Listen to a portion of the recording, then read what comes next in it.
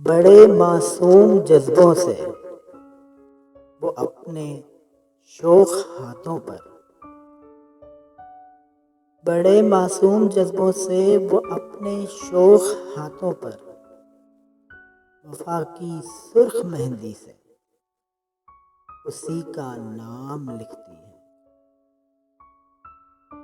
जिसे वो प्यार करती है।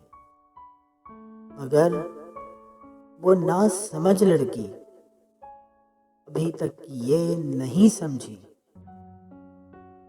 मगर वो ना समझ लड़की अभी तक ये नहीं समझी कि सपने टूट जाएं तो बहुत बर्बाद करते हैं। सपने टूट जाएं तो बहुत बर्बाद करते हैं। ये उजले रंग हाथों पर कभी ठहरा नहीं करते। मोहब्बत तो हकीकत है, कोई सपना नहीं होता। मोहब्बत तो हकीकत है, कोई सपना नहीं होता।